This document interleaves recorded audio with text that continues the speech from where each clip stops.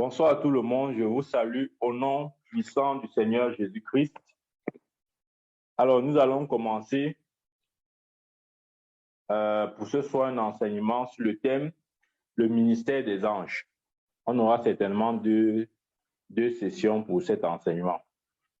Le ministère des anges. Oui, lorsqu'on parle du ministère des anges, des fois, dans le corps de Christ, on a un peu mystifié ce domaine. Pour certains, ils ne veulent même pas entendre parler. Pour d'autres, ce n'est pas vraiment utile. Mais des fois, il faut revenir aux Écritures pour savoir exactement ce que Dieu dit. Ou qu'est-ce que la parole de Dieu dit au sujet du ministère des anges. Amen, amen. C'est de ça dont nous allons parler ce soir. Déjà, il faut savoir que le ministère des anges existe depuis que Dieu a créé le monde. C'est-à-dire que lorsque Dieu créait le monde visible, il a d'abord créé le monde invisible. Amen.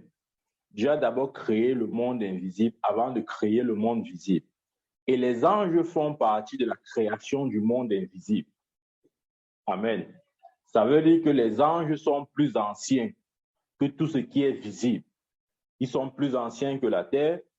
Ils sont plus anciens que le soleil. Ils sont plus anciens que tout ce qui est matière. Amen. Donc, le ministère des anges existe depuis, avant même que Dieu ne crée le monde. Ouvrons notre Bible dans Somme chapitre 8.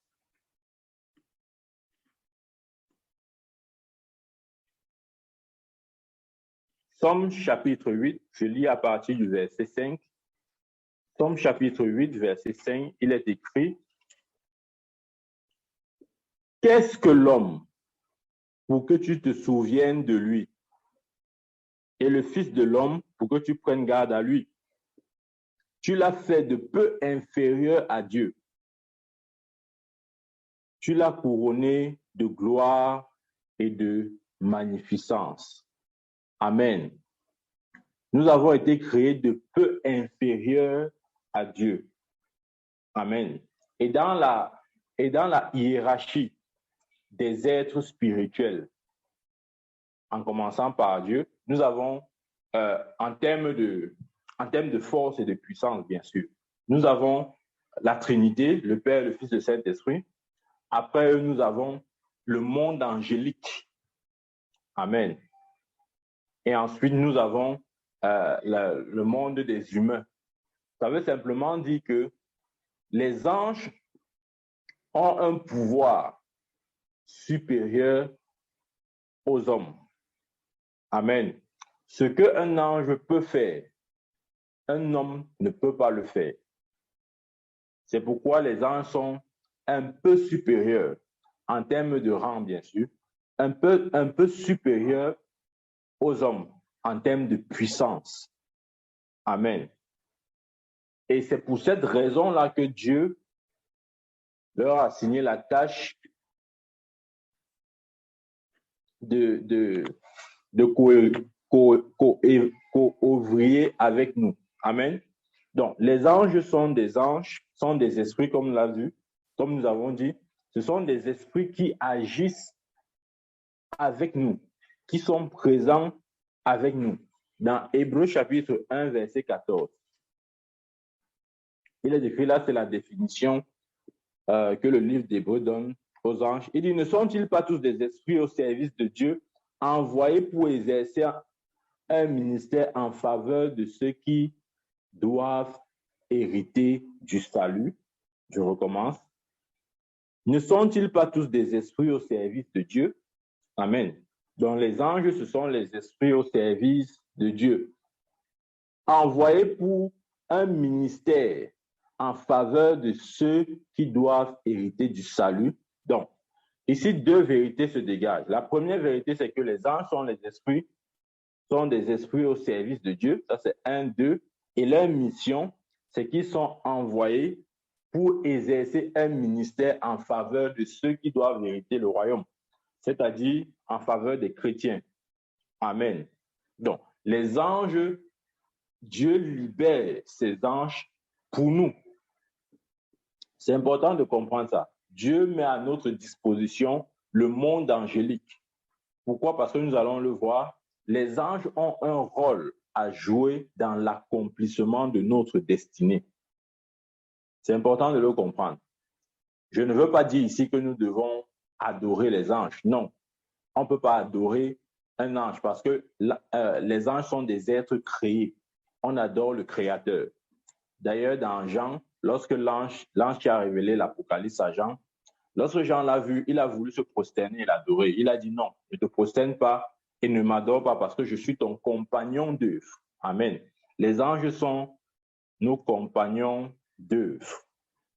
C'est vrai que, comment je dis, dans leur création, dans la création angélique, ils ont certains atouts et certaines aptitudes que les hommes n'ont pas. Amen. Donc, Hébreux chapitre 1, verset 14 nous dit que les anges sont des esprits au service de Dieu. Ça, c'est 1, 2. Et ils sont envoyés pour exercer un ministère en faveur de ceux qui doivent hériter du salut. Donc, lorsqu'on parle d'anges, dans leur nature intrinsèque, ce sont des esprits, comme on a dit. Mais en plus d'être esprits, ils peuvent se manifester physiquement. Ça, par contre, c'est important de le comprendre. Les anges peuvent se manifester physiquement.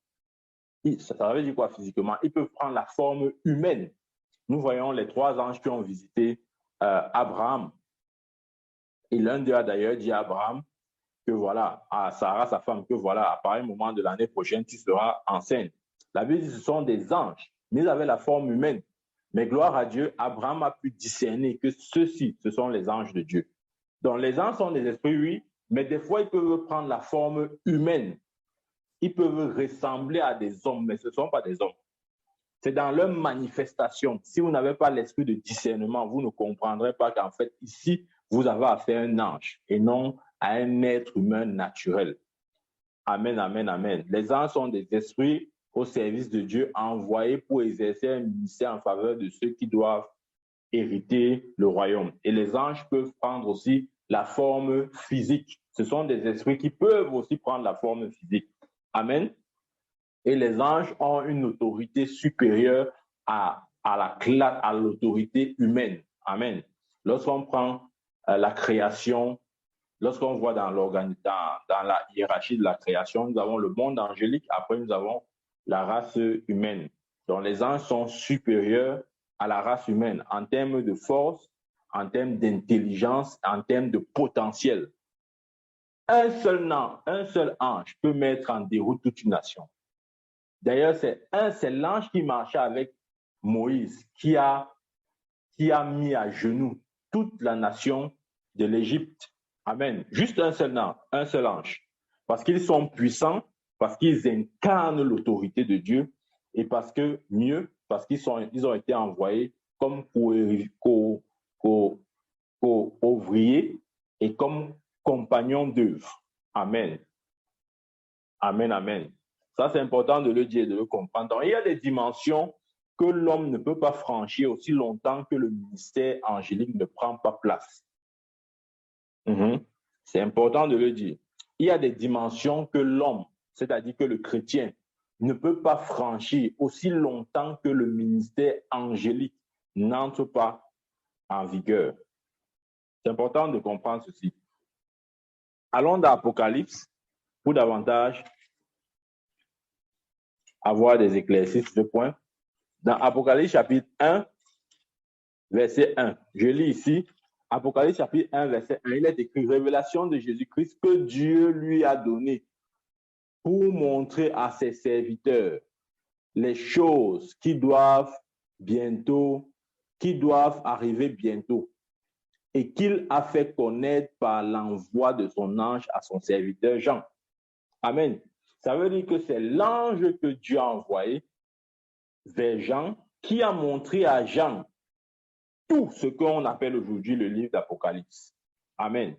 Donc, ce n'est pas le ministère angélique que l'apôtre Jean a eu connaissance du mystère de l'Apocalypse. Ceci nous montre l'amplitude et le degré de compréhension et de connaissance que peuvent incarner les anges. C'est un seul ange, ce n'est pas deux, c'est juste un ange qui a révélé à l'apôtre Jean tout le livre d'Apocalypse. Et vous le savez comme moi, s'il y a un livre compliqué à décortiquer dans la Bible, c'est le livre d'Apocalypse. Donc, les anges ont une connaissance supérieure. Ils ont un potentiel largement au-dessus des humains. Amen, amen. Si nous lisons aussi Daniel,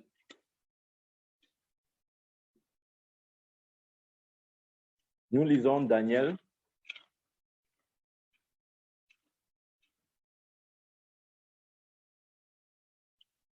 Daniel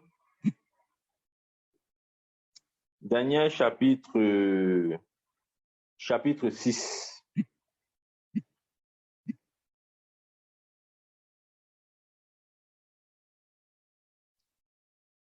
Daniel chapitre 6, le verset 22. Il est écrit, Daniel chapitre 6, verset 22, il est écrit, « Mon Dieu a envoyé son ange et fermé la gueule des lions qui ne m'ont fait aucun mal parce que j'ai été trouvé innocent devant lui et devant toi non plus. Ô roi, je n'ai rien fait de mauvais. » Amen. Donc, c'est lorsqu'on a jeté Daniel dans la fosse aux lions, la Bible dit que Dieu a envoyé un ange pour fermer la gueule des lions. Ceci nous montre la puissance qu'incarnent les anges de Dieu. Un ange est capable de fermer la gueule de lion, comme ça a été le cas avec Daniel. Amen. Dans Actes chapitre 5, verset 19, Actes chapitre 5, verset 19, Actes chapitre 5, verset 19 à 20, je lis. Mais un ange du Seigneur ayant ouvert pendant la nuit les portes de la prison, les fit sortir et leur dit, allez, tenez-vous dans le temple et annoncez au peuple toutes les paroles de cette vie. C'est lorsque la persécution a commencé à frapper à Jérusalem et l'on a jeté les apôtres en prison. La Bible dit que c'est un ange qui est venu de nuit pour les délivrer. C'est un ange qui est venu de nuit pour les délivrer. Donc, ceci nous montre la force et la puissance que peuvent incarner les anges du Seigneur. Donc, la vie chrétienne ne doit pas se vivre sans le ministère des anges. Ça, il faut comprendre. Et il faut comprendre ça clairement. On ne peut pas vivre une vie chrétienne sans le ministère des anges. Je sais que c'est un domaine qui est parfois évité dans le corps de Christ et les personnes n'ont le courage d'en parler ou même ceux qui essayent d'en parler sont critiqués. Mais la vérité, c'est que la vie chrétienne ne peut pas se vivre sans le ministère des anges. Je vais vous montrer ça dans les Écritures. Il y a tellement d'Écritures qui le prouvent. Donc, jusqu'à ce que vous preniez conscience du ministère des anges, vous ne pourrez pas jouir de leurs avantages. Ça, c'est important de comprendre. Pourquoi? Parce que le royaume dans lequel nous sommes marche par la connaissance. J'explique. Même si les anges sont autour de vous, aussi longtemps que vous ne prenez pas conscience de leur présence, je peux vous rassurer qu'ils ne vous serviront à rien du tout. Absolument rien. Parce que c'est la conscience que vous avez de leur présence. La conscience que vous avez de leur présence est la première condition pour bénéficier de leur ministère. Ce que vous ne connaissez pas, vous ne pourrez pas jouir de cette bénédiction. C'est comme ça que le royaume de Dieu marche. C'est comme ça que ça marche. Si vous ne connaissez pas, alors vous êtes dans les ténèbres, vous êtes dans l'ignorance et vous allez périr. Donc, la conscience que vous avez de leur présence permanente avec vous est la première condition pour bénéficier de leur ministère. Je parle bien de première condition, parce que ce n'est pas tout. Il ne faut pas seulement être conscient qu'ils sont au milieu de vous, qui sont autour de vous. Il y a d'autres conditions à remplir pour qu'effectivement leur ministère se mette en place en votre faveur. Nous avons vu comment dans l'Apocalypse, c'est un ange qui a révélé le livre de l'Apocalypse à l'apôtre Jean. C'est un ange qui a fermé la gueule du lion pour Daniel dans la fosse au lion. C'est un ange qui est venu déchaîner les chaînes et les prisons dans lesquelles les apôtres se trouvaient. Amen, amen. C'est très important de comprendre ça. Et maintenant, on peut se poser la question, OK, est-ce que le Seigneur Jésus lui-même a eu recours au ministère angélique? Amen.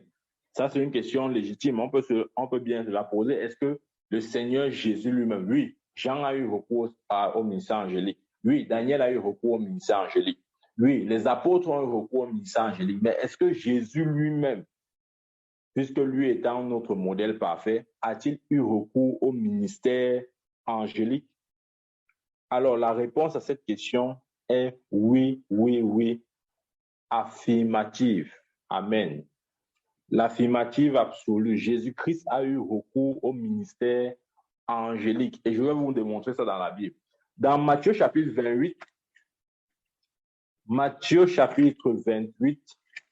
verset 2, il est écrit, je lis ici, Matthieu chapitre 28, verset 2. Nous connaissons bien ce verset.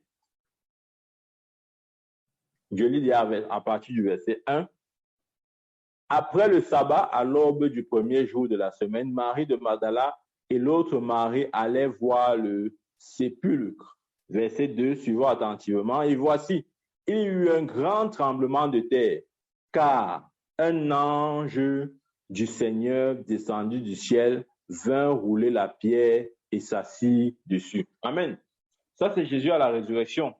La Bible dit qu'il y a eu un grand tremblement de terre. Un ange du Seigneur est venu rouler la pierre et il s'est assis dessus. Donc, le ministère des anges ont intervenu même à la résurrection de Christ. Parce qu'il fallait bien que cet ange vienne rouler la pierre pour que Jésus sorte de sa tombe. Amen. Donc, Jésus a eu recours au ministère angélique. C'est un ange qui est venu pousser cette pierre qu'on avait mis pour se rassurer que son corps ne soit gardé dans sa tombe et que personne ne vienne le voler. Mais c'est un ange qui est venu rouler cette pierre. Amen. Donc, vous voyez qu'à la résurrection, le ministère angélique a été bel et bien manifesté. Amen, amen. Lisons dans Luc maintenant, Luc 22. Luc 22, verset 39. Du verset 39 à 43. Je lis ici. Après être sorti, il alla, selon sa coutume, à la montagne des Oliviers. Ses disciples le virent. Lorsqu'il fut arrivé dans ce lieu, il leur dit, priez afin que vous ne tombiez pas en tentation. Puis il s'éloignait d'eux à la distance d'environ un jet de pierre et s'étant mis à genoux, il pria, disant, Père, si tu voulais éloigner de moi cette coupe, toutefois que ma volonté ne se fasse pas, mais la tienne. Verset 43, suivons attentivement, c'est le verset qui nous intéresse. Alors un ange lui apparut du ciel pour le fortifier. Amen. Un ange, verset 43 dit, un ange lui apparut du ciel pour le fortifier. Là, c'est Jésus dans le jardin de Gethsémane lorsqu'il devait soumettre sa volonté à celle de son Père en acceptant de boire cette coupe, qui n'est rien d'autre que son sacrifice ultime, perdre sa vie à la croix. Amen. Donc, pendant qu'il fallait prendre cette décision-là, la Bible dit qu'un ange du ciel lui apparut pour le fortifier. Écoutez, là, il s'agit de Jésus-Christ de Nazareth. Si Jésus-Christ de Nazareth, fils de Dieu de son état, a eu à un moment donné besoin qu'un ange du Seigneur lui apparaisse pour le fortifier, à combien plus forte raison nous? Là, je parle bien du Seigneur Jésus. Le verset 43 dit, alors un ange lui apparut du ciel pour le fortifier. Ça, ce sont les Écritures, on ne peut pas discuter avec. Personne ne va me dire qu'est-ce qui prouve. C'est écrit. C'est écrit. C'est un ange qui est apparu du ciel pour fortifier Jésus pendant qu'il était dans le jardin de Gethsémane, en train de lutter pour accepter la coupe qu'il devait boire. Amen. Donc, nous voyons bien le ministère angélique dans le ministère de Jésus. Dans Marc, dans Matthieu chapitre 4,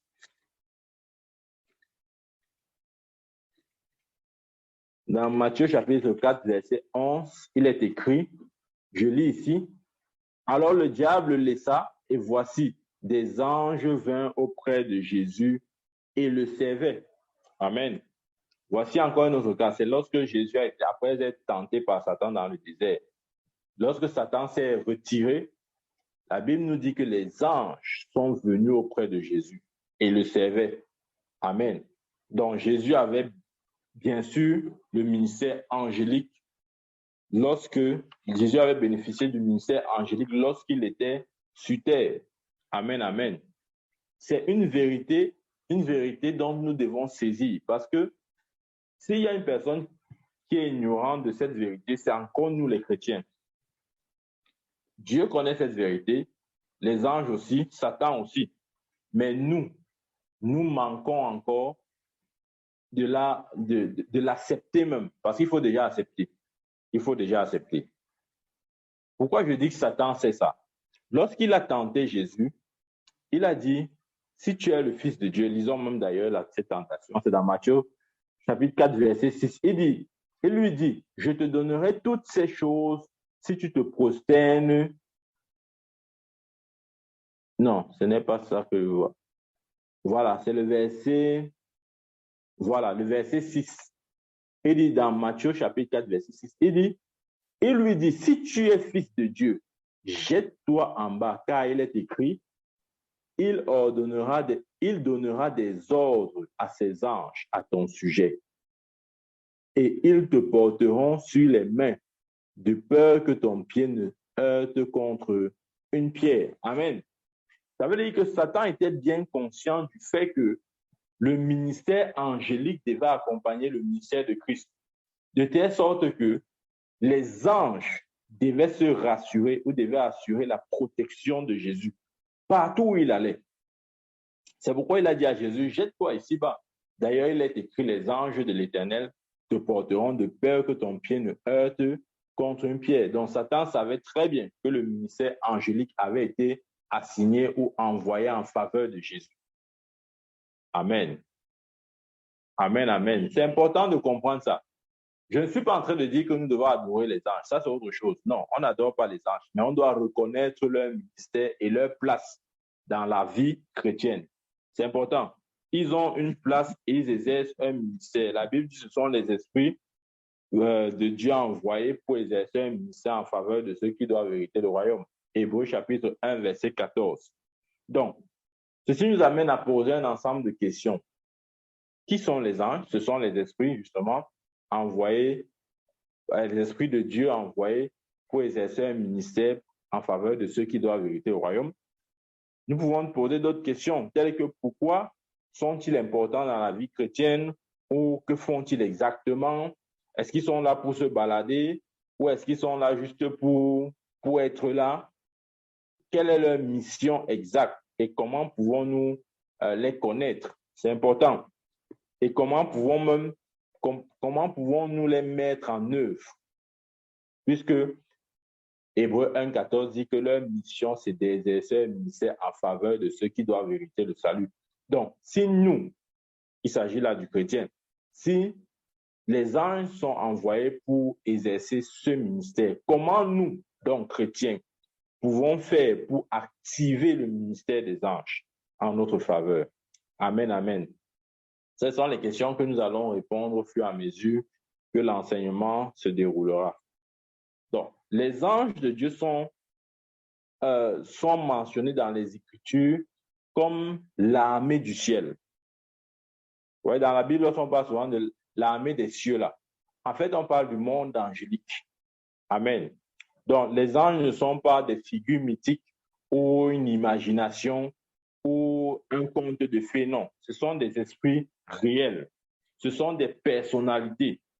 Ce sont des personnalités spirituelles, mais qui ont un impact physique.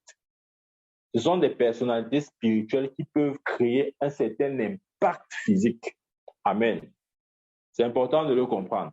Ils peuvent avoir un impact physique. Le fait qu'ils soient ou le fait qu'ils sont spirituels ne veut pas dire qu'ils n'opèrent que dans la dimension spirituelle. Non. Ils sont spirituels, mais ils peuvent opérer dans la dimension physique. Je m'explique. Vous voyez, par exemple, le vent. Personne ne voit le vent. Mais le vent peut créer des dégâts physiques, même si le vent n'est pas visible à l'œil nu. C'est comme ça que les anges sont. Ils ne sont peut-être pas visibles à l'œil nu, sauf bien sûr si Dieu ouvre vos yeux, mais naturellement, ils ne sont pas visibles à l'œil nu. Mais ça ne veut pas dire qu'ils ne peuvent pas créer un impact dans le monde physique. Si, ils le peuvent, parce qu'ils ont cette capacité. Dieu les a mandatés, les a oints dans cette dimension. Amen. Donc, c'est important de comprendre que les anges appartiennent à un monde spirituel. Amen. Ils sont invincibles. C'est d'ailleurs la différence fondamentale qu'il y a entre les anges et les démons. Parce qu'en réalité, les démons aussi sont des esprits. Mais en plus de leur nature déchue qu'ils sont, ils sont, ils ne sont pas invincibles. Amen. Par contre, les anges de Dieu sont invincibles parce qu'ils ont la capacité divine pour imposer la puissance et l'autorité et le règne de Dieu dans quelque lieu que ce soit. Amen, amen, amen. Donc, c'est important de le savoir. Les anges de Dieu ont la capacité de voir aussi clair que nous voyons dans le monde physique et même plus. Amen. Un ange de Dieu peut te dire ce qui s'est passé il y a peut-être à la création du monde. C'est-à-dire qu'un ange de Dieu peut te dire exactement où se trouvait Adam.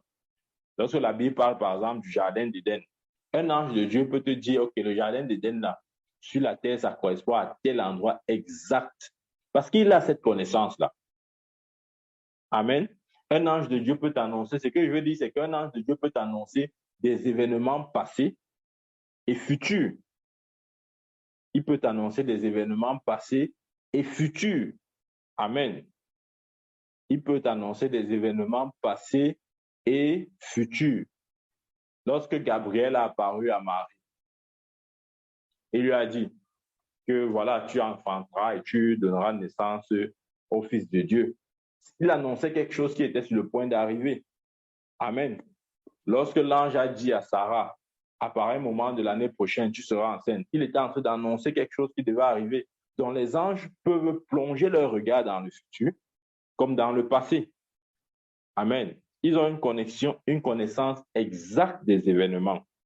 D'ailleurs, vous pouvez apprécier l'exactitude de leur connaissance en lisant seulement le livre d'Apocalypse. Parce que la Bible nous dit que c'est un ange qui est venu vers l'apôtre Jean pour lui donner cette connaissance, cette révélation. Donc, ils opèrent avec une connaissance et une révélation étrange. Je vous assure, ils opèrent avec une connaissance et une révélation très, très, très étrange. Ils ont toujours été présents sur terre et ils ont toujours accompagné les serviteurs de Dieu. Comme j'ai dit tout à l'heure, le ministère de Moïse était aussi puissant à cause de la présence de l'ange. Parce que l'ange de Dieu le dévançait dans tout ce qu'il faisait. C'est l'ange de Dieu qui a soumis toute la nation d'Égypte sous ses pieds. C'est l'ange de Dieu qui l'a amené dans les possessions des différentes nations et les challenges et les guerres qu'il menait. Amen. Donc, les anges de Dieu sont des êtres extrêmement puissants. Mais la bonne nouvelle, c'est que ces êtres ne sont pas puissants pour eux. La puissance des anges est à notre disposition. Amen. Rappelez-vous, Hébreux 1, verset 14 dit, ce sont les esprits de Dieu envoyés pour exercer un ministère en faveur de ceux qui doivent hériter du salut. Amen, amen. C'est très, très important.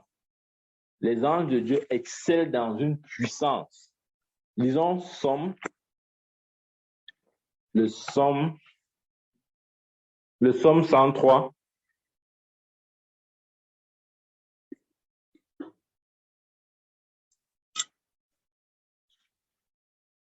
Le psaume 103, verset 20. Je lis ici. Il est écrit: Bénissez l'Éternel, vous ses anges, qui êtes puissants en force et qui exécutez ses ordres en obéissant à la voix de sa parole. Amen. Je relis encore: Bénissez l'Éternel, vous ses anges, qui êtes puissants en force. La Bible dit que les anges sont puissants en force. Non seulement ils sont puissants en force, mais ils exécutent les ordres de Dieu. Ils exécutent les ordres de Dieu comment? En obéissant à la voix de sa parole. Amen, amen, amen. Ce sont ces genres d'êtres que Dieu nous a donnés comme ouvriers dans l'œuvre que Dieu nous a assignée. Amen. Et il est important pour nous de reconnaître leur ministère. Qui que vous êtes, si vous ne reconnaissez pas le ministère des anges, jamais vous ne bénéficierez de leurs avantages ou de ce qu'ils peuvent vous apporter. Amen. C'est important. La Bible dit: Bénissez l'Éternel, vous ses anges, qui êtes puissants en force et qui exécutez ses ordres. Comment? En obéissant à la voix de sa parole. Les anges de Dieu sont invincibles parce qu'ils sont dotés d'une puissance illimitée, d'une puissance extrêmement élevée. Et leur puissance est supérieure au rang des démons. Amen. Dieu a élevé le monde angélique, du moins ceux qui étaient restés au ciel, parce que la Bible dit qu'un tiers des anges a suivi Satan dans sa rébellion. Mais ceux qui sont restés au ciel sont extrêmement puissants. Et d'ailleurs, un des chefs, même pas un des chefs, le chef de l'armée des anges guerriers s'appelle Michael. Michael, c'est l'archange. C'est celui qui commande tous les anges dont leur mission est la guerre. Donc, dans le ciel, les anges qui ont pour mission la guerre sont soumis à l'archange Michael. Amen. C'est important de comprendre ça. Tous les anges qui ont pour mission la guerre sont soumis à l'archange Michael. Comment les choses sont créées? Au ciel, Dieu a créé les anges en fonction des missions. Amen, je m'explique. Il y a des anges du combat ou les anges de la guerre. Il y a les anges messagers, comme par exemple Gabriel. Vous ne verrez jamais Gabriel faire la guerre. Non, parce que sa mission n'est pas une mission de combat. Il a une mission de messager. Il transporte le message de Dieu. Chaque fois que Dieu veut transmettre un message, c'est lui qui l'envoie. Il envoie Gabriel. C'est un archange qui a pour rôle de transmettre la pensée de Dieu, le message de Dieu aux hommes. Il n'est pas forcément là pour livrer les combats. Amen. Mais lorsque nous voyons l'archange Michael, lui, il est là pour la guerre. Chaque fois qu'il intervient, c'est pour la guerre. Il n'est pas là pour discuter ou il n'est pas là pour je ne sais pas, sa mission, comment je vais dire ça? Son objectif ou le but pour lequel Dieu l'a créé, c'est pour faire la guerre. C'est pourquoi si nous lisons dans Apocalypse chapitre 12, verset 7 à 9, il est écrit, Apocalypse chapitre 12, verset 7 à 9, il dit, il y eut guerre dans le ciel. Michael et ses anges combattirent le dragon, et le dragon et ses anges combattirent. Mais ils ne furent pas les plus forts, et leur place ne fut plus trouvée dans le ciel. Et il fut précipité, le grand dragon, le serpent ancien appelé le diable, et Satan, celui qui séduit toute la terre. Il fut précipité sur la terre, et ses anges furent précipités avec lui. Amen. Nous voyons là, la Bible dit qu'il y avait une guerre dans le ciel. Et la guerre confrontait deux personnes, l'archange Michael et ses anges, contre Satan et ses anges. Et la bonne nouvelle, c'est quoi? C'est qu'ils n'ont pas vaincu. Ils ont été précipités parce que Michael et ses anges ont vaincu Satan et ses anges. Amen. Donc, ceci nous fait comprendre clairement que l'autorité des anges, de l'archange Michael, est supérieure à celle de Satan. Amen. L'archange Michael est 1000 fois plus fort que Satan lui-même. Je vois que cette vérité-là, on ne l'a dit pas suffisamment. L'archange Michael est plus fort que Satan lui-même. Amen. Donc, la question que nous allons maintenant me poser, c'est, ok, si l'archange Michael est donc plus fort, pourquoi lors de la discussion du corps de Moïse, il n'a pas vaincu Satan? Il faut comprendre ceci. Dieu est un Dieu d'ordre et Dieu respecte. S'il y a une chose qu'on respecte dans le monde spirituel, c'est l'autorité. Croyez-moi, s'il y a une chose qui est respectée dans le monde spirituel, c'est l'autorité. Justement, lorsque Moïse est mort, Satan est venu discuter le corps. Il voulait récupérer le corps et puis Dieu ne voulait pas, il a envoyé l'archange Michael.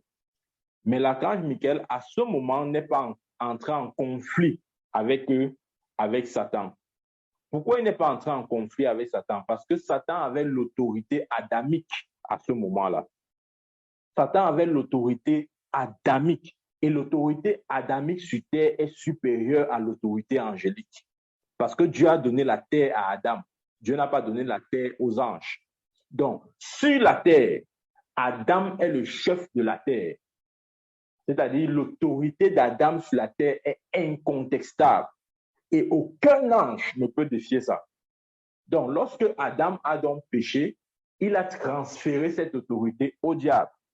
Donc, si Michael n'a pas combattu contre Satan lors de la discussion du corps de Moïse, c'est parce qu'à ce moment, Satan avait l'autorité adamique. Et l'autorité adamique est supérieure à l'autorité angélique sur terre. Je précise bien sur terre. Amen.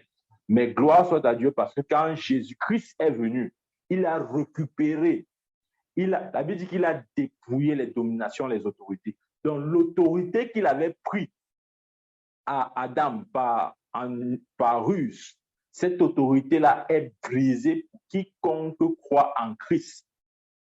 Tout quiconque croit en Christ il n'est plus assujetti à cette autorité-là. Amen. C'est très important de comprendre ce point.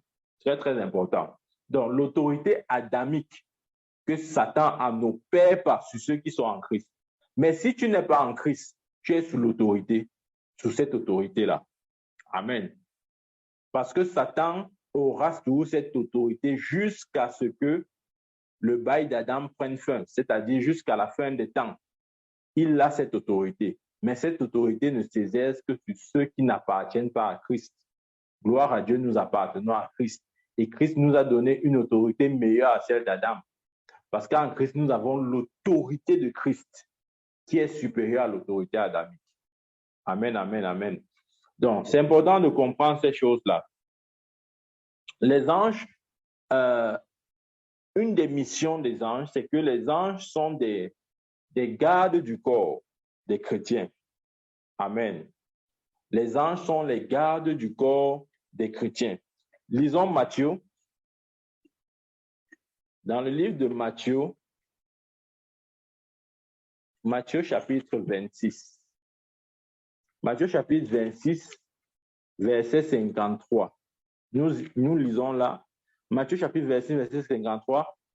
Penses-tu que je ne puisse pas invoquer mon Père qui me donnerait à l'instant plus de 12 légions d'anges? Amen. C'est lorsqu'on est venu arrêter Jésus-Christ, lorsque Judas a amené ses compagnons pour l'arrestation de Jésus. Et Pierre a réagi un peu agressivement. Il a voulu protéger Jésus. D'ailleurs, il a même fendu l'oreille d'un des soldats. Et c'est là où Jésus l'a réprimandé et lui a dit, Pierre, remets ton épée à sa place. Amen. Pourquoi? Parce que tous ceux qui prendront l'épée paieront par l'épée. Et maintenant, il dit à Pierre, tu penses que si c'était une histoire de protection, je n'allais pas prier mon Père et à l'instant, il n'a pas dit de même, il dit à l'instant, il m'enverrait 12 légions d'anges. Amen. Les théologiens s'accordent pour dire qu'une légion, c'est 6 000. 6 000. Lorsqu'on parle d'une légion, c'est 6 000. Donc, 6 000 anges, je veux dire. Donc, lorsqu'on dit 12 légions dans cette 66 fois 12, donc peut-être 72 000. Imaginez-vous, une seule personne est encadrée par 72 000 anges. Amen. Donc, ça veut dire que une des missions des anges, c'est de protéger les chrétiens. La protection étant en deux niveaux, la protection étant spirituelle et physique. Nous bénéficions d'une protection spirituelle et physique. C'est une des choses que le ministère des anges nous donne. D'ailleurs, nous allons lire dans Somme. On connaît très bien ce verset, mais je le relis et je donne la référence pour ceux qui veulent noter. Somme chapitre 34, verset 8. Il est écrit, Somme chapitre 34, verset 8. L'ange de l'Éternel campe autour de ceux qui le craignent et les arrache du danger. Amen. Donc, une des missions des anges, c'est de camper autour de nous pour nous protéger contre toute forme de danger. C'est important de le comprendre. À ce niveau, je vais donner mon témoignage personnel. Amen. Mon témoignage personnel. Je me rappelle, il y a de cela quelques années, pendant que j'étais en train de dormir, j'ai eu une vision. Et dans cette vision, je me retrouvais à la véranda de la maison. Et à un moment donné, j'ai vu comme des hommes lourdement armés. Je dis bien lourdement armés. C'est-à-dire, ils étaient vraiment armés jusqu'aux dents, comme on dit souvent. Ils ont rapidement traversé le mur. Et intuitivement, j'ai compris qu'ils venaient pour me tuer. Vous voyez? Ces hommes-là venaient pour me tuer.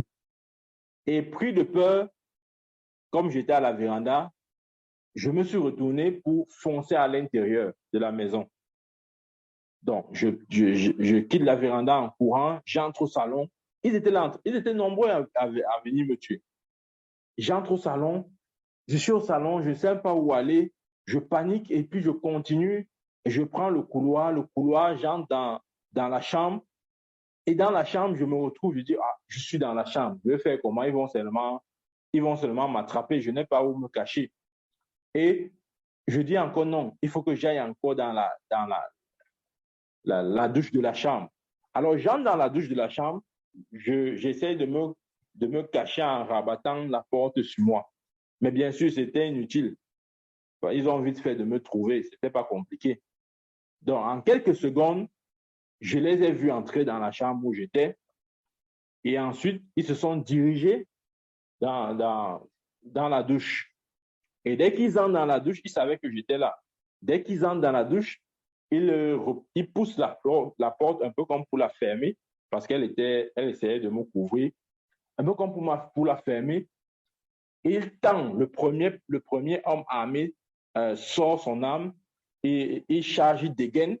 Et au moment de tirer, pendant qu'il voulait tirer, je vous assure, je ne sais pas d'où j'ai pris cette inspiration. Voici ce que j'ai dit. J'ai dit, ange de Dieu, bloque là. Dès que j'ai dit ça, mes frères, il est calé immobile. C'est-à-dire un peu comme quand on était petit, on aimait jouer le jeu statue pas deux. Voilà, c'est-à-dire que c'est un jeu où on dit statue pas deux, tu cales immobile. Il est calé immobile. J'ai dit, waouh, les anges sont réels. Amen. Amen. Ouais, ces anges étaient toujours avec moi, même quand je fuyais de la véranda pour aller me cacher dans la chambre.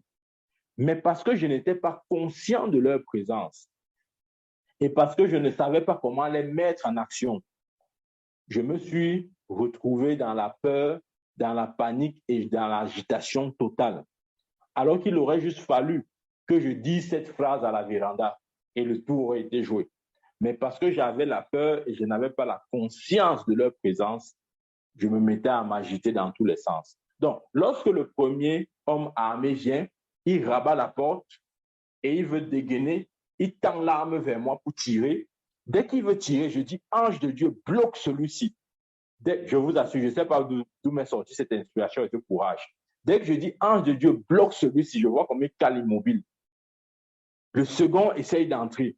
Il veut dégainer aussi, il tend l'arme vers moi, je dis bloque, il cale aussi immobile.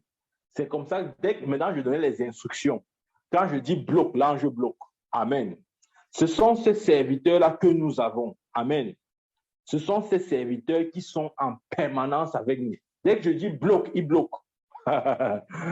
Nous ne sommes pas seuls. Nous ne sommes pas seuls. Dieu a mis à notre disposition les anges. Le ministère angélique est une réalité. La Bible, ce sont les esprits de Dieu envoyés pour exercer un ministère en faveur de ceux qui doivent hériter du salut.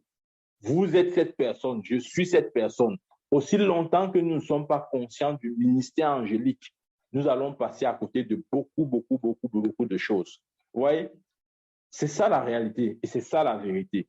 Nous ne sommes pas seuls. Je vous assure, il n'y a aucun enfant de Dieu qui n'a pas au moins un ange à ses côtés. Tout enfant de Dieu a au moins un ange à ses côtés. Amen. Minimum, c'est un. Maintenant, il faut comprendre ceci. Comment je dis, la quantité d'anges est donnée en fonction des missions. Vous voyez? Je m'explique. Le protocole où les militaires qui gardent ou qui surveillent la maison d'un sous-préfet ne sont pas en termes de nombre et en termes même d'importance, ne sont pas plus importants que ceux qui gardent, par exemple, le président de la République. Amen. Je ne sais pas si vous comprenez ce que j'essaie de dire. C'est-à-dire que la garde présidentielle, ces soldats qui sont autour du président, sont plus nombreux que ceux qu'on envoie peut-être pour garder un ministre ou pour garder un préfet ou un gouverneur ou un sous-préfet. Donc, en fonction de votre mission, Dieu vous assigne un certain type d'ange. Amen. Mais une chose est sûre et certaine, chaque enfant de Dieu a au moins un ange. Et je vais vous dire ceci, votre ange vous ressemble. Votre ange est exactement comme vous. Il y a une sœur qui un jour elle m'a donné ce témoignage bien après. Un jour, elle a été attaquée. Elle a été dans son rêve. Elle a été spirituellement attaquée. Et puis, elle dit que pendant qu'elle était attaquée, ne sachant pas trop quoi faire, elle m'a vu. J'ai surgi dans son rêve. Et je suis venu la délivrer de ses oppresseurs, etc. Et le lendemain, elle m'appelle. Elle dit, homme de Dieu, vraiment, je bénis Dieu pour ta vie. Je dis quoi? Je dis, vraiment, tu es venu dans mon rêve, tu m'as délivré. Elle dit, non, je ne suis pas venu dans ton rêve. Moi, je dormais chez moi. Je ne suis même pas conscient du combat dans lequel tu étais. Celui que tu as vu et qui me ressemblait, c'était mon ange. Amen. Amen, amen. Pourquoi? Parce que il a plu à Dieu pour des raisons que lui seul maîtrise. Déjà parce que peut-être cette sœur croit à mon ministère. Donc, il a plu à Dieu d'utiliser mon ange pour aller la délivrer. Amen. Donc, pendant qu'elle était oppressée, elle dit qu'elle m'a vu, j'ai apparu, et puis vous, par des moyens, comment je dis, surnaturels, j'ai pu la délivrer de ses oppresseurs. Et elle se disait que c'était moi qu'elle voyait. Non, il dit non, ce n'est pas moi. Moi, j'étais en train de dormir. C'est l'ange qui est en permanence avec moi, qui est allé te délivrer, parce que celui-là est plus puissant. Parce que celui-là contrôle le monde spirituel. Amen. Donc, c'est une réalité que le corps de Christ ne maîtrise pas encore. Non. Les anges, chaque ange, qui que tu sois, ton ange te ressemble. Il est exactement comme toi. C'est-à-dire qu'il est exactement comme toi. C'est-à-dire dans sa manifestation, il prend ta forme physique. Que tu sois femme ou homme, ça ne change pas. Amen. Rappelez-vous, lorsque Pierre a été délivré par l'ange de Dieu, il est rentré à la maison et puis, quand il a toqué, on est venu, on a guetté. Une femme a dit, voici, Pierre est venu. Les autres ont répondu quoi? Ils ont dit, non, ce n'est pas Pierre, c'est son ange. Ça veut dire que l'Église primitive avait la conscience selon laquelle l'ange de quelqu'un lui ressemble. Amen. Donc, si un jour vous me voyez dans votre rêve, ne dites pas que c'est moi. Ce n'est pas moi, c'est mon ange. Amen. Parce que mon ange est exactement comme moi. Il parle exactement comme moi. Il a ma morphologie, il prend ma morphologie. Mais comment il dit, de manière substantielle, ce n'est pas moi, c'est l'ange de Dieu. Amen. Mais il prend aussi ma forme.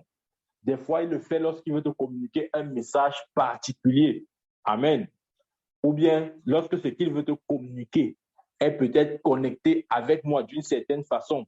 Amen. Il peut prendre ma forme à ce moment pour te parler.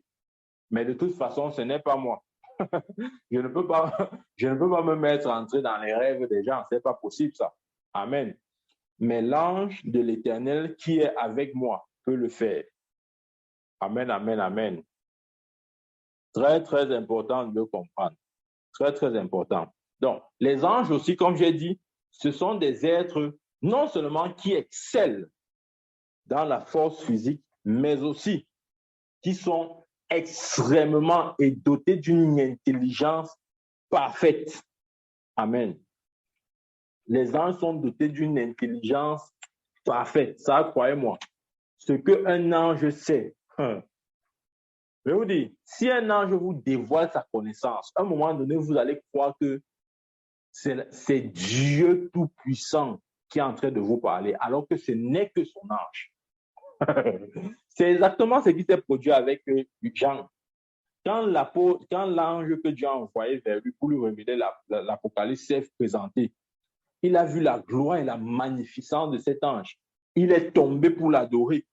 Il a même cru que l'ange là, c'était déjà Dieu. C'est là où l'ange a dit non, non, non, non, non, ne fais pas ça, ne te prosterne pas, ne t'adore pas, je ne suis que ton compagnon d'œuvre. Amen. Pour dire à quel point les anges sont parfaits. Amen, amen. Ils sont parfaits, doués non seulement d'une force physique, mais aussi d'une intelligence particulière.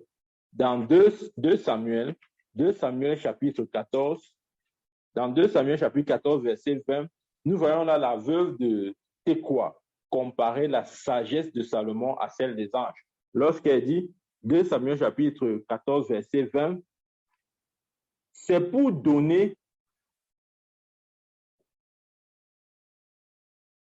je répète, 2 Samuel chapitre 14, verset 20, c'est pour donner à la chose une autre tournure que ton serviteur Joab a fait cela. Mais mon Seigneur est aussi sage qu'un ange de Dieu pour connaître tout ce qui se passe sur la terre. Amen. Là, il parle de David. Il dit, mais mon Seigneur est aussi sage qu'un ange de Dieu. Pourquoi? Parce que les anges sont doués d'une sagesse extrême. Extrême, je vous assure. Si un ange se tient devant vous pour parler, vous aurez l'impression que c'est Dieu Tout-Puissant, alors que ce n'est qu'un ange. Amen. Mais il est important, comme j'ai dit, de reconnaître leur ministère, de savoir qu'ils sont là et de savoir que leur but et leur présence est de vous aider dans la mission que Dieu vous a assignée. Vous ne pouvez pas accomplir votre destinée sans le ministère des anges. Ça, c'est impossible. Amen. Vous allez me dire, l'onction, alors on fait quoi de ça? L'onction n'exclut pas le ministère des anges. L'onction fonctionne avec le ministère des anges et nous allons le voir. Amen. Donc, il est important. Dans le corps de Christ, n'a pas pu bénéficier de cette grâce parce qu'on nous a peut-être pas suffisamment enseigné sur cette vérité-là. Nous avons besoin du ministère angélique. Jésus a eu besoin du ministère angélique. David a eu besoin du ministère angélique. Les apôtres ont eu besoin du ministère angélique. Alors, nous aussi, nous avons besoin du ministère angélique. Alors, il faut comprendre que les anges sont utiles pour votre foi chrétienne. Les anges sont extrêmement utiles pour votre foi chrétienne. Je sais que ce genre de message n'est pas très d'actualité dans le corps de Christ. On s'attend peut-être à un message un peu plus classique, un message un peu plus conventionnel. Non. On a aussi besoin d'entendre des messages sur le monde angélique parce que c'est une réalité. Vous croyez que Dieu a créé les anges là pour qu'ils passent le temps à chanter devant le trône de Dieu? Non. Non. Dieu ne les a pas seulement créés pour qu'ils passent le temps à chanter, à se prosterner, Saint, Saint, Saint, l'Éternel des armées. Non, la Bible est claire. Hébreux chapitre 1, verset 14. Ne sont-ils pas les anges, ne sont-ils pas des esprits de Dieu envoyés pour exercer un ministère en faveur de ceux qui doivent hériter du salut? Amen. Donc les anges ont un ministère et le ministère des anges est de nous accompagner, nous, dans notre ministère. Amen. Les anges ont pour ministère de nous accompagner dans notre ministère. Donc, ils sont utiles pour plusieurs raisons. Nous avons, par exemple, dans la vie de Moïse, comme j'ai dit, c'est un ange qui est apparu à Moïse et son ministère a été radicalement transformé. Il a pu assujettir les nations. Il a pu dominer sur l'Égypte à cause de la présence d'un seul ange à ses côtés. Amen. Nous avons le cas de Gédéon, où un ange a apparu à Gédéon et lui a dit qu'il était venu pour mettre fin à cette bataille pour lui. Amen. Gédéon était dans une bataille interminable et un ange est venu dire, OK, Gédéon, je viens maintenant pour mettre fin à tes batailles. Amen. Certaines batailles de la vie prendront fin lorsqu'un ange de Dieu interviendra. Amen. C'est aussi ce qu'il faut dire. Lorsqu'un ange de Dieu interviendra, la bataille prendra fin. Amen. Nous avons le cas d'Abraham. Il a eu une rencontre avec un ange qui a totalement changé sa destinée, même pour l'arrivée de son fils, le fils de la promesse, Isaac. L'ange est venu le voir, l'ange est venu le visiter. Et l'ange a dit à sa femme, à pareil moment de l'année prochaine, tu seras enceinte, tu concevras un fils. Et c'est exactement ce qui s'est produit. Donc, le ministère angélique est une réalité. Nous avons le cas de Lot aussi. Lot qui a pu sortir en toute sérénité de Sodome et Gomorrhe. Pourquoi? Parce qu'un ange l'a conduit. Amen. Nous avons le cas de Daniel. Daniel, comme j'ai dit tout à l'heure, non seulement l'ange l'avait délivré des lions, de la fosse aux lions, mais aussi l'ange Daniel avait une certaine relation avec un ange qui lui avait donné une certaine connaissance des mystères de Dieu, de la sagesse même de Dieu. Lorsqu'on lit Daniel, à un moment donné, il dit que c'est par la révélation d'un ange qu'il a eu connaissance de ce qu'il a écrit. Amen. Lorsque on lit le livre d'Apocalypse d'apôtre Jean, c'est par la révélation d'un ange qu'il a eu cette connaissance. Donc, c'est important de le comprendre. Le ministère des anges est une réalité. Le ministère des anges est une réalité. Et c'est une bénédiction pour chacun d'entre nous. Amen. C'est important de le comprendre. Jean a pu exercer son ministère parce que un ange est venu lui donner la révélation. Amen. Nous voyons aussi le cas de Jésus au jardin de Gethsemane. C'est dans ces heures sombres. La Bible dit que c'est un ange qui est venu qui est venu le fortifier. Amen. C'est de ça dont il est question. Alors, nous allons voir que presque tous les hommes de la Bible ont bénéficié d'une certaine façon du ministère angélique. Presque tous, sans exception. Tous ont pu avoir une certaine rencontre avec le ministère angélique et qui a certainement transformé le cours de leur vie. Dans Malachie chapitre 3, verset 6, la Bible dit « Dieu ne change pas. Il est le même hier, aujourd'hui, éternellement. » Donc, si Dieu a utilisé le ministère des anges, que ce soit dans l'Ancien comme le Nouveau Testament, sachant aussi que Dieu peut continuer, ce même Dieu peut continuer d'utiliser ce même ministère pour nous. Amen. C'est très, très, très important. Je vais vous donner un témoignage. Ça s'est produit en 2010, je me rappelle. 2010. Alors, en 2010, il y avait dans la communauté dans mon église, l'église que je fréquentais, il y avait une femme et sa fille travaillaient, avaient déposé les dossiers.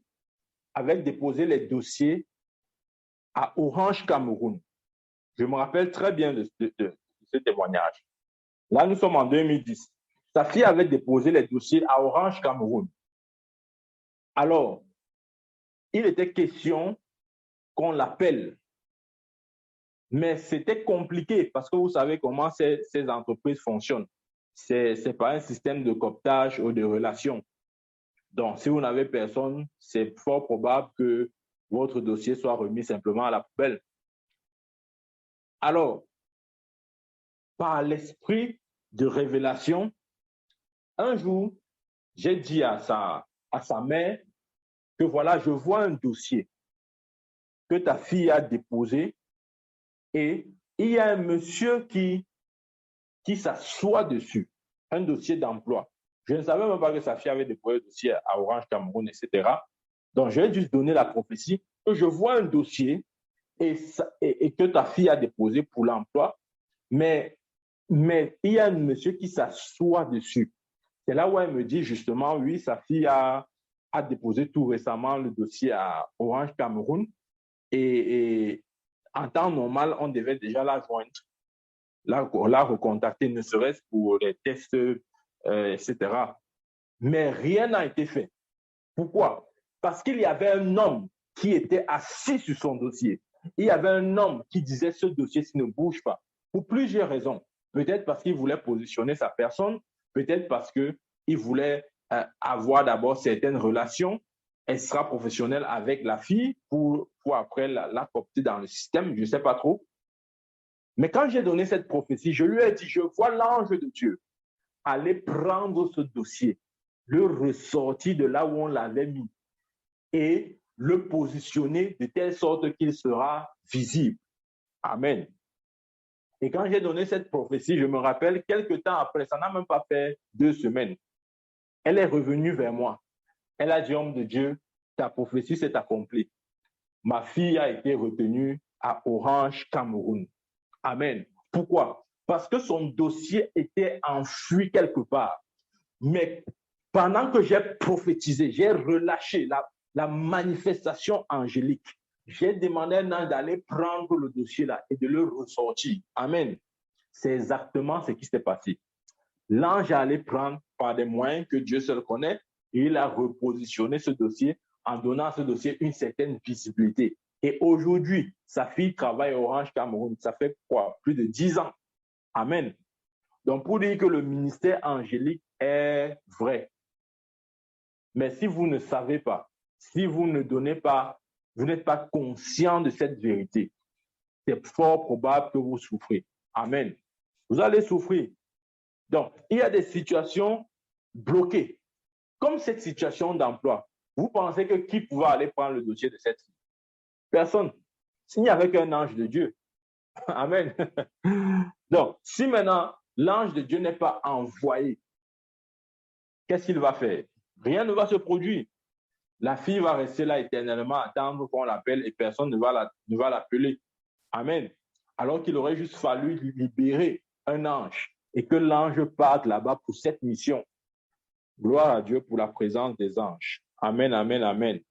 Amen. Donc nous voyons que Moïse, Gédéon, Abraham, Lot, Daniel, Pierre, Jean, Jésus, etc., tous ont eu recours au ministère angélique. À combien plus forte raison nous? Donc, nous avons besoin du ministère angélique. Maintenant, il faut comprendre ceci. L'onction ne peut pas remplacer le ministère des anges. Amen. Je répète, l'onction ne peut pas remplacer le ministère des anges. Amen. Exemple, voyons le cas de Jésus. La Bible dit que Jésus avait reçu l'onction sans mesure. Mais cependant, il avait besoin du ministère angélique. Et nous avons vu au jardin de Gethsémani, la Bible dit que c'est un ange qui est venu pour le fortifier, alors qu'il avait l'onction et l'esprit sans mesure. Cependant, un ange est venu le fortifier. Donc l'onction n'annule pas le ministère des anges. Amen. Très, très, très, très, très important de le dire et de le comprendre aussi.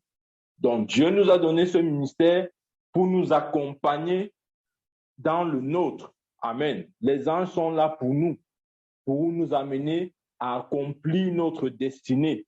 Donc Jésus était quelqu'un qui croyait au ministère des anges. Mais la vérité aussi, c'est que ce ministère a été manifesté même avant sa naissance. Rappelez-vous, c'est un ange qui a annoncé la venue de Jésus. dans Luc, je crois qu'on va le lire, Luc chapitre 1.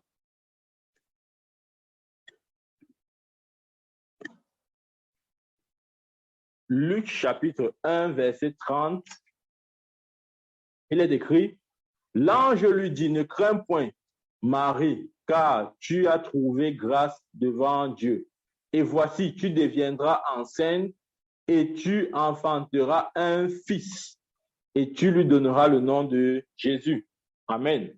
Donc, c'est l'ange qui est venu annoncer à Marie sa grossesse et l'arrivée de Jésus.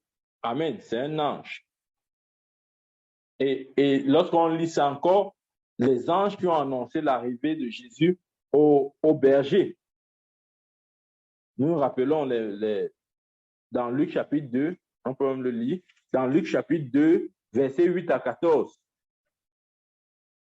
Luc chapitre 2, verset 8 à 14, je lis, il y avait dans cette même contrée des bergers qui passaient dans les champs les veilles de la nuit pour garder leur troupeau. Verset 9, et voici, un ange du Seigneur leur apparut. Un ange du Seigneur leur apparut, et la gloire du Seigneur resplendit autour d'eux. Ils furent saisis d'une grande frayeur. Mais l'ange leur dit, ne craignez point, car je vous annonce une bonne nouvelle qui sera pour tout le peuple le sujet d'une grande joie. C'est aujourd'hui, dans la ville de David, il vous est né un sauveur qui est le Christ le Seigneur. Et voici à quel signe vous le reconnaîtrez. Vous trouverez un enfant emmailloté et couché dans une crèche. Et soudain, il se joignit à l'ange une multitude de l'armée du ciel, louant Dieu et disant, gloire à Dieu dans les lieux très hauts et paix sur la terre parmi les hommes. Amen. C'est l'ange qui a annoncé la venue de Jésus à ces hommes. Il a dit, voilà, un enfant est né dans la ville de David. Ouais, le ministère des anges est très important. Très, très, très important. Je ne voudrais pas que vous passiez à côté des bénéfices de ce ministère à cause de la mauvaise compréhension que vous avez peut-être eue ou à cause des préjugés ou de la peur. C'est une réalité. Et Dieu a envoyé les anges pour exercer un ministère en faveur de ceux qui doivent hériter le royaume, c'est-à-dire nous. Jésus savait ça, qu'il avait besoin du ministère des anges. Amen. Et les anges étaient toujours présents. Toujours et toujours présents dans Matthieu chapitre 26. Matthieu chapitre 26, verset 53. Matthieu chapitre 26, verset 53. C'est ce qu'on a lu tout à l'heure. Il dit, pensez-vous que je ne puisse pas invoquer mon Père qui me donnera à l'instant plus de 12 légions d'anges? Comment donc s'accompliraient les Écritures d'après elles? Il doit en être ainsi. Amen. Donc, Jésus est en train de dire à Pierre que, écoute Pierre, je peux invoquer mon Père et les anges de mon Père se présenteront et me protégeront de ceux-ci qui viennent me tuer. Mais je ne le fais pas parce que c'est pour cette raison que je suis venu sur terre. Amen. Donc, les anges étaient présents dans les moments sombres de la vie de Jésus, lorsqu'il était dans la détresse. Les anges étaient là. Amen. Très, très, très important. J'aimerais que nous fixons cette vérité en nous une fois pour toutes. Les anges ont été envoyés pour exercer un ministère en notre faveur. À la résurrection même de Jésus, la Bible nous dit que c'est un ange qui a roulé la pierre. Je veux dire la pierre qui fermait l'entrée de la tombe de Jésus. Lorsque l'heure était venue de Jésus de sortir de la tombe, c'est un ange envoyé de Dieu qui a roulé cette pierre. Et lorsqu'il a roulé la pierre, Jésus a pu sortir. Amen. Et nous voyons aussi que ces deux anges qui se tenaient là dans le lieu où le corps de Jésus était couché. La Bible nous dit qu'un était à sa tête et l'autre était à ses pieds. Et lorsque Marie est venue au sépulcre et puis levant la tête, elle a vu deux anges, l'un à la tête, et à la tête, c'est-à-dire là où on avait déposé le corps de Jésus, un était au niveau de sa tête, l'autre était au niveau du pied. Amen. Donc, le ministère des anges était même présent dans la tombe. Amen. Les anges étaient même présents dans la tombe de Jésus. Ils étaient toujours là. Amen, amen, amen. Nous voyons même au moment de l'ascension de Jésus, la montée de Jésus vers le ciel. Les anges encore étaient présents dans Actes chapitre 1. Actes chapitre 1, nous allons lire. Actes chapitre 1, verset 10. Actes chapitre 1, verset 10 à 11. Et comme il avait les regards fixés vers le ciel pendant qu'il s'en allait, voici deux hommes vêtus de blanc leur apparut et dit, hommes galiléens, pourquoi vous arrêtez-vous à regarder au ciel? Ce Jésus qui a été enlevé au ciel au milieu de vous reviendra de la même manière que vous l'avez vu allant au ciel. Amen. Donc, les anges étaient présents au moment de l'ascension de Christ.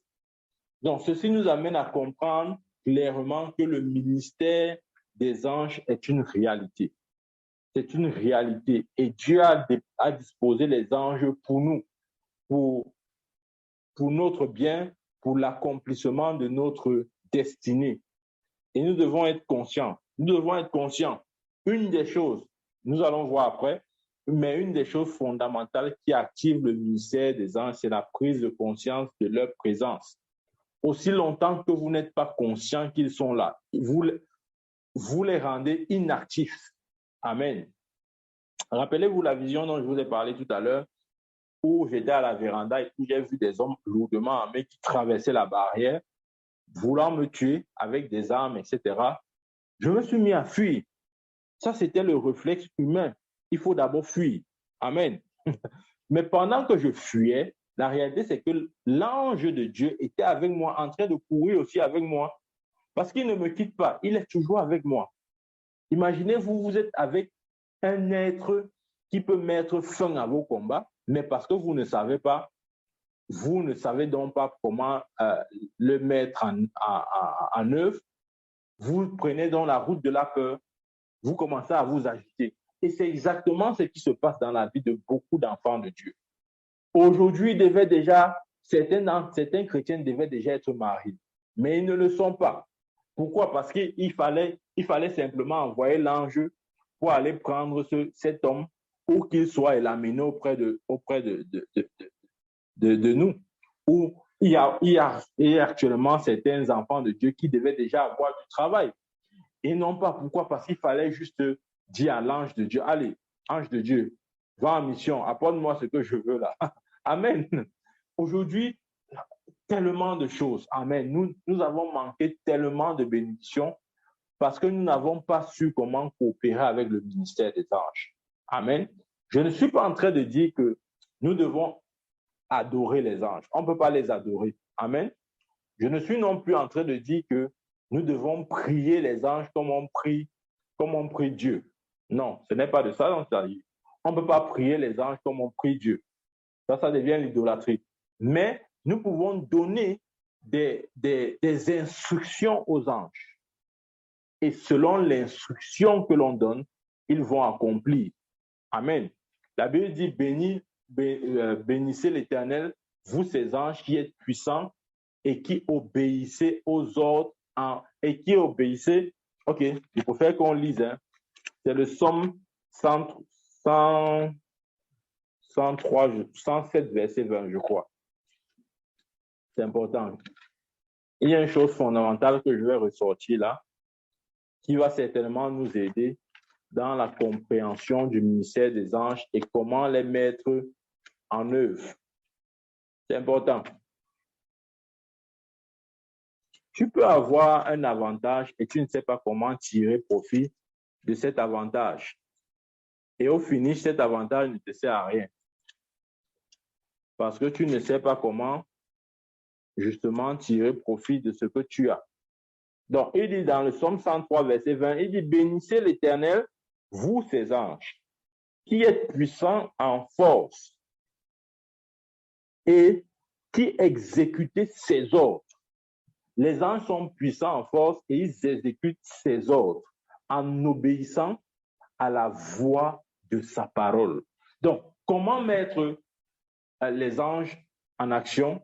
Il faut la voix en obéissant. Ils exécutent les ordres en obéissant à la voix, lisons encore, qui est puissant en force et qui exécute ses ordres en obéissant à la voix de sa parole. Donc, jusqu'à ce que vous accordez une voix à la parole de Dieu, les anges sont inactifs. C'est la raison pour laquelle lorsque ces envahisseurs sont venus pour essayer de me tuer, je me suis mis à fuir, comme je vous ai expliqué dans mon témoignage. Étant à la véranda, je les ai vus traverser le mur et j'ai pris la fuite à l'intérieur.